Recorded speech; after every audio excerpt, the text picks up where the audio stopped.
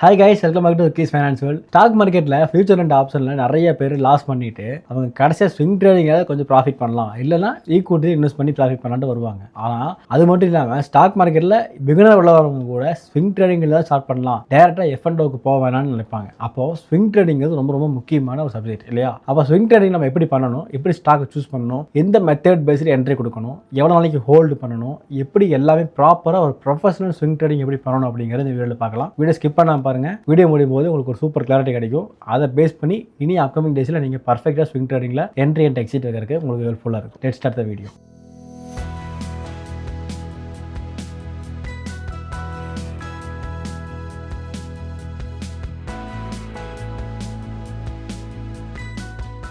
Okay, first market mindset, market sentiment எப்படி இருக்குது நம்ம தெரிஞ்சுக்கணும். நிஃப்டி 50 அண்ட் சென்செக்ஸ் இந்த ரெண்டுலையுமே higher high and higher low form ஆயிருக்கான்னு பார்த்துக்கணும். ஏன்னா மார்க்கெட்டோட சென்டிமெண்ட்டை பேஸ் பண்ணி தான் எல்லா செக்டாரும் எல்லா ஸ்டாக்கும் பர்ஃபார்ம் பண்ணும். ஓகே, அண்டு குளோபல் கியூஸ் ரொம்ப ரொம்ப important. Macro and micro news ரெண்டுமே இப்போ கரண்ட் டேட்டுக்கு எப்படி போயிட்டு இருக்குன்னு ஒன்ஸ் செக் பண்ணிக்கோங்க. டவ் ஜோன்ஸில் இண்டஸ்ட்ரியல் ஆவரேஜ் ஸ்ட்ராங்காக க்ளோஸ் ஆயிருக்கு அப்படின்னா நெக்ஸ்ட் டே பாசிட்டிவான சென்டிமெண்ட் இருக்கிறது தான் ஹை சான்சஸ் இருக்கு. நெக்ஸ்ட் செக்டர், நம்ம சூஸ் பண்ணுற ஸ்டாக்கு எந்த செக்டாரில் இருக்குது அப்படிங்கிறது ரொம்ப ரொம்ப முக்கியம். ஏன்னா ஒரு வீக்கான ஸ்டாக்கு கூட ஒரு ஸ்ட்ராங் செக்டார்ல இருந்ததுன்னா நல்லபடியாக பெர்ஃபார்ம் பண்ணும். ஏன்னா ஓவரால் செக்டார் நல்லா பெர்ஃபார்ம் பண்ணும்போது இது ஆட்டோமேட்டிக்காக பெர்ஃபார்ம் பண்ணும். ஆனால் ஒரு நல்ல ஸ்ட்ராங்கான கம்பெனி, நல்ல ப்ராஃபிட் மேக் பண்ற கம்பெனி ஒரு வீக் செக்டார்ல இருக்கு அப்படின்னா ஓவரால் அலைன்மெண்ட்டே வீக்கா இருக்கும்போது இந்த ஒரு ஸ்டாக் மட்டும் எப்படி பெர்ஃபார்ம் பண்ணும்? அப்ப நம்ம சூஸ் பண்ற ஸ்டாக்கு ஃபர்ஸ்ட் செக்டார் ஸ்ட்ரென்த் என்ன அப்படின்னு பார்க்கணும். கரண்ட் டேட்டுக்கு அந்த செக்டாருக்கு லைவ்ல என்ன வேல்யூ இருக்கு, என்ன செக்டார், எதுக்கு இந்த செக்டார் நம்ம சூஸ் பண்ணணும் அப்படின்னு உங்களுக்கு கிளியரா புரியணும். அதுக்கப்புறம் தான் ஸ்டாக் குள்ள போகணும். நெக்ஸ்ட் ஸ்டாக் செலக்ஷன் போவோம். நான் டைரக்டா உங்களுக்கு ஸ்டாக் நேம் சொல்லக்கூடாது. As per the YouTube and SEBI rules படி நான் வந்து ஸ்டாக் செலக்ஷன் எப்படி பண்ணலாம்னு மட்டும் சொல்றேன். நிஃப்டி 50ல இருக்கிற ஹை லிக்விடிட்டி ஸ்டாக்ஸை மட்டும் தான் சூஸ் பண்ணணும், லோ லிக்விடிட்டி ஸ்டாக்ஸை சூஸ் பண்ணக்கூடாது. ஏன் அப்படின்னா நம்ம ஹை லிக்விட் ஸ்டாக்ஸை சூஸ் பண்ணும்போது ஸ்விங்குக்கு நிறைய ஆப்பர்ச்சுனிட்டி கிடைக்கும். அதனால ஹை லிக்விட் ஸ்டாக்ஸை நம்ம சூஸ் பண்ணிக்கணும். லார்ஜ் கேப்பை பண்ணும்போது லார்ஜ் கேப் ஸ்டாக்ஸ்ல ஸ்டேபிளான ஸ்விங் இருக்கும், டக்குனு ஹை போறது லோ வரது இருக்கும். மிட் கேப்ல ஒரு ஸ்ட்ராங்கான மொமெண்டம் இருக்கும். ஆனால் ஸ்மால் கேப்பாக இருந்ததுன்னா ஸ்மால் கேப் மோஸ்ட்லி இருக்காது. ஸ்மால் கேப் இருக்குது அப்படின்னா நிஃப்டியில் சொல்கிறேன், ஸ்மால் கேப் இருக்குது அப்படின்னா முடிஞ்ச அளவுக்கு ஸ்மால் கேப் அவாய்ட் பண்ணிடலாம். ஏன்னா ஹை வாலட்டிலிட்டி இருக்கும், வந்தால் பெரிய அளவில் ப்ராஃபிட் வரும், இல்லைனா ரொம்ப ஃப்ளாட்டாக இருக்கும், ரொம்ப நாளைக்கு ஹோல்ட் பண்ணுற மாதிரி ஆயிரும். அப்போ அது ஸ்விங் ட்ரேடாக நம்ம கன்சிடர் பண்ண முடியாது. இட்ஸ் அ லாங் டைம் இன்வெஸ்ட்மெண்ட்டாக ஆட்டோமேட்டிக்காக மாறிடும். அண்டு லோ வால்யூம் இருக்கிற ஸ்டாக்கை சூஸ் பண்ணக்கூடாது. எந்த ஸ்டாக்கை சூஸ் பண்ணாலும் அதில் வால்யூம் செக் பண்ணணும். வால்யூம் லோவாக இருக்குன்னா அவாய்ட் பண்ணிடுங்க. லாஸ்ட் 2-3 ரிசல்ட்ஸ் எப்படி இருக்குன்னு பார்க்கணும். ரிசல்ட்ஸ் பேடாக இருந்ததுன்னா ஷார்ட் டைம்ல பெர்ஃபார்ம் பண்றதுக்கு சான்ஸ் ரொம்ப ரொம்ப லோ. பெட்டர் ரிசல்ட்ஸ் இருந்ததுன்னா பெட்டர் பெர்ஃபார்ம் பண்றதுக்கு ஹை சான்சஸ் இருக்கு. இது எல்லாமே ஸ்டாக் செலக்ஷனுக்கு பெட்டரான சாய்ஸா இருக்கும். ஓகே, நெக்ஸ்ட் நம்ம என்ட்ரிஸ்க்கு போகலாம். எப்படி அப்படின்னா நான் சூஸ் பண்ற மெத்தட் ப்ராப்பர் செட்டப் என்ன அப்படின்னா indicators and oscillators alignment based entries மட்டும் தான் நான் கொடுப்பேன். இவ்வளவு நாள் நான் ஸ்விங் ட்ரேடிங் நிறைய ஸ்விங் ட்ரேட் பண்ணியிருக்கேன், நிறைய ப்ராஃபிட் மேக் பண்ணியிருக்கேன். அதுக்கு எனக்கு ஹெல்ப் பண்ணது இண்டிகேட்டர்ஸ் அண்ட் ஆசிலேட்டர்ஸ் மட்டும் தான். எப்படின்னு நான் ஸ்டெப் பை ஸ்டெப்பா சொல்றேன். ஃபர்ஸ்ட் ட்ரெண்டை நம்ம கண்டுபிடிக்கிறதுக்கு எக்ஸ்போனென்ஷியல் மூவிங் ஆவரேஜ் 20 and 50, அதாவது EMA 20 and EMA 50 ரெண்டுமே சார்ட்ல டிரா பண்ணிருங்க. எப்படி பண்ணணும்? டே சார்ட்ல மட்டும் தான் நம்ம ஃபோக்கஸ் ஃபுல்லா இருக்கணும், தவிர 1 hour 3 hour 4 hour எங்கேயுமே நம்ம ஃபோக்கஸ் பண்ணக்கூடாது. Only day chart. ஏன் அப்படின்னா அட்லீஸ்ட் நம்ம 1 month or 1.5 month அட்லீஸ்ட் நம்ம ஹோல்ட் பண்ணுவோம் இல்லையா? அப்ப நமக்கு டே சார்ட் மட்டும் தான் ஒரு கிளியரான டைரக்ஷன் கொடுக்கும். எக்ஸ்போனென்ஷியல் மூவிங் ஆவரேஜ் 20 and 50 போடும்போது அந்த கேண்டில்ஸ் வந்துட்டு இந்த ரெண்டு லைனுக்கு மேல ஓபன் ஆகும்போது நமக்கு ஒரு கிளியரான கிளாரிட்டி கிடைக்குது. என்னன்னா ட்ரெண்ட் ரிவர்சல் ஆகுது, அங்கிருந்து புல் பேக்கு போய் அந்த ஸ்டாக்கு புல்லிஷா போறதுக்கு ஹை சான்சஸ் இருக்கு அப்படின்னு புரிஞ்சுக்கலாம். நெக்ஸ்ட் ஆசிலேட்டர், மெயினான பவர்ஃபுல் ஆசிலேட்டர் என்ன அப்படின்னா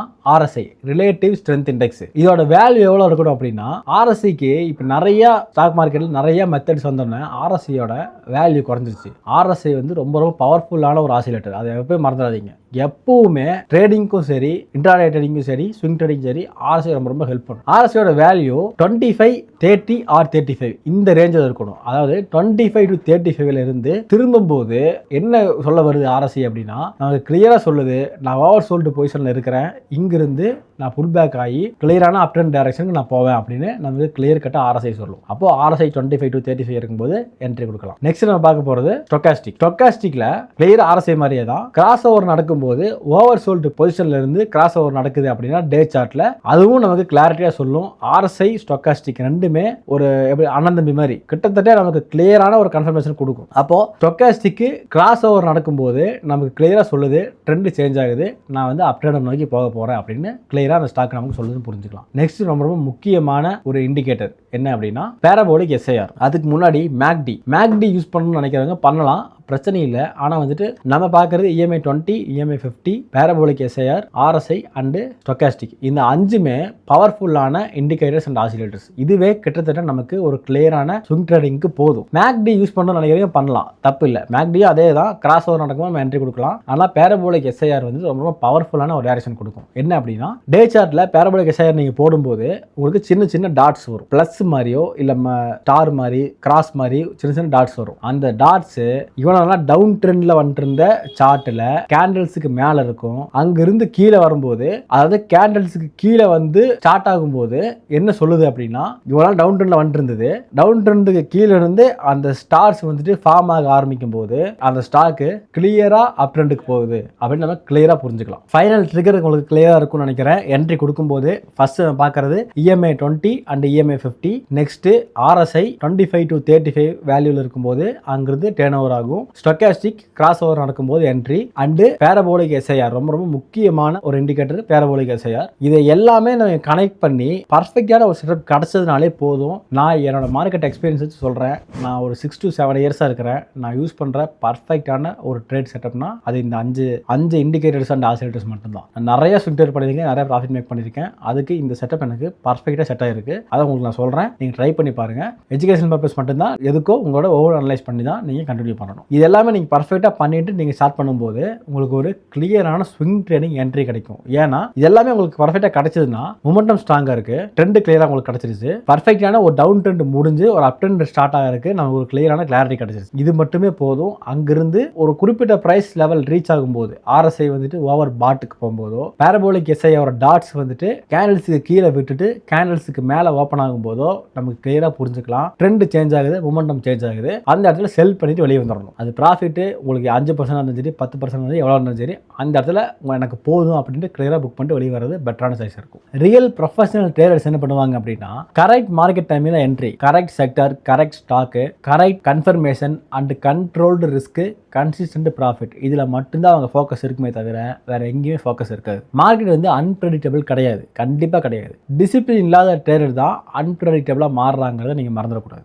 இண்டிகேட்டர்ஸோ ஆசிலேட்டர்ஸோ ப்ரைஸ் ஆக்ஷனு கேண்டல்ஸ்டிக்கு எந்த ஒரு ஸ்ட்ராட்டஜியுமே நமக்கு ஒரு சிக்னலோ ஒரு டைரக்ஷன் மட்டும் தான் நமக்கு கொடுக்குமே தவிர கன்ஃபர்மேஷன் எங்கிறது வரும் அப்படின்னா டிசிப்ளின் அண்ட் கன்சிஸ்டன்சி மெயின்டைன் பண்ணுறவங்ககிட்ட ஆட்டோமேட்டிக்காக ப்ராஃபிட் மார்க்கெட் கொடுக்கும். அதை மறந்துடாதீங்க. சிஸ்டமை ஃபாலோ பண்ணுங்க, எமோஷன் அவாய்ட் பண்ணுங்க, கன்சிஸ்டன்ட் ப்ராஃபிட் ஆட்டோமேட்டிக்காக நம்மளை தேடி வரும் அப்படிங்கிறத மறந்துடாதீங்க. இந்த வீடியோ உங்களுக்கு பிடிச்சிருக்குன்னு நம்புறேன். நிறைய ஸ்ட்ராட்டஜி நான் சொல்லியிருக்கேன். வீடியோ பிடிச்சிருந்தா உங்கள் ஃப்ரெண்ட்ஸ் அண்ட் ஃபேமிலிக்கு ஷேர் பண்ணி விடுங்க. இதை விட யூஸ்ஃபுல்லான கண்டென்ட் அப்கமிங் டேஸ் நிறைய வீடியோஸ் வரும். சேனல் மறக்காம சப்ஸ்கிரைப் பண்ணி வச்சுக்கோங்க. See you next video guys. Take care. Thank you.